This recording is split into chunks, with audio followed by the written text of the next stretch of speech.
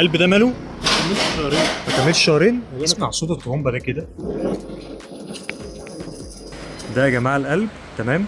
لما تلاقي الشكل ده، بص للشكل ده كويس جدا وافتكره كويس، بيجي بدون اختام على التوربينه من ورا، كمان ما بيكونش فيه اختام هنا.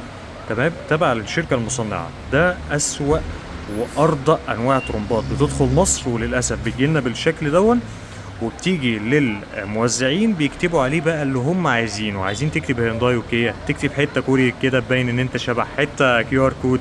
الكتابه دي بتتكتب عندنا هنا في مصر. والقلب ده من اسوأ الترمبات اللي متواجده في السوق المصري، وما تركبهاش. هي اول ما تركبها تشتغل كويس جدا، مفيش اي مشكله، وبعد كده هتبدا تعمل استهلاك بنزين بسبب التفاوت اللي هيحصل بسبب الضغوط المتغيره اللي هتكون متواجده.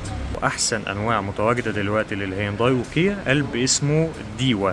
هوريك شكل العلب بتاعته وازاي تعرف ان هو اصلي ولا مش اصلي. ده شكل القلب الديوا، في منه شكلين والاتنين اصلي، ما تقلقش منهم. الشكل دون، وبيجي شكل تاني تبع الشركه الهندسيه يكون شكل القلب كده. تمام. اول حاجه عليه الختم من ورا بتاع ديوا، يعني في ختم هنا. تمام. بتاع ديوا ده اهم ختم فيهم. تمام. وبيجي بتقفل بالشكل دون، واخد من الجنب ديوا برضك. ثانية ثانية ثانية.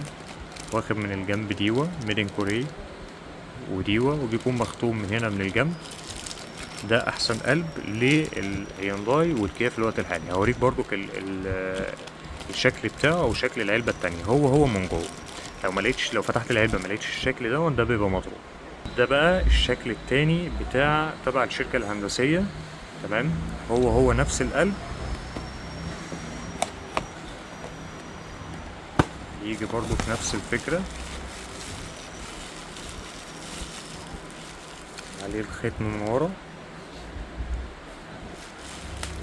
مكتوب برضو من الجناب، مكتوب على الفيشة بتاعته من هنا